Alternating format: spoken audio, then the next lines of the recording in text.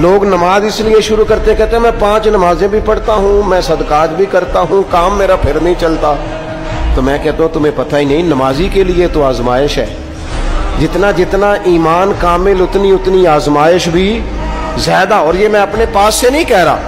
حضرت ابو سعید خدری رضی اللہ تعالیٰ عنہ فرماتے ہیں میں نبی پاک علیہ الصلوۃ والسلام کی خدمت میں حاضر ہوا اور حضور کے دست مبارک کو چومنے کے لیے میں نے اپنے ہاتھ جب آگے کیے تو تپش تھی، تیز بخار تھا نبی پاک کو.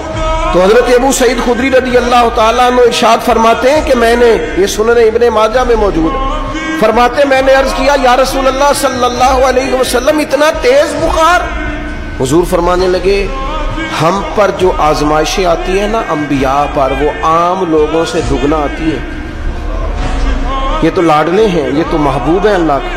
فرمایا عام لوگوں سے دگنی آزمائش آتی ہے، لیکن فرمایا ہمارا رب بڑا کریم ہے، ہمیں اجر بھی ڈبل ہی عطا کرتا ہے، ہمیں اجر بھی ڈبل ہی عطا کرتا ہے. تو حضرت ابو سعید خدری کہتے ہیں موقع اچھا تھا، میں نے ایک سوال بھی کر دیا. میں نے کہا یا رسول اللہ صلی اللہ علیہ وسلم بتائیے نا بھلا دنیا میں زیادہ آزمائشیں کن کو آتی ہیں؟ تو حضور فرمانے لگے سب سے زیادہ آزمائشیں اللہ کے انبیاء کو آتی ہیں، نبیوں کو آتی ہیں.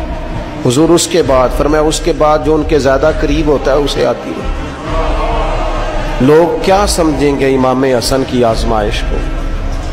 لوگ کیسے سمجھیں گے سیدنا امام حسین کی آزمائش کو؟ فرمایا جو ان کے زیادہ قریب ہوتا ہے اسے زیادہ آزمائش آتی ہے. تو حضور کے سب سے قریب تو امام حسن ہے نا، امام حسین ہے نا. تو کیا سمجھتا ہے قربت بس نسبت کے اظہار کا نام ہے؟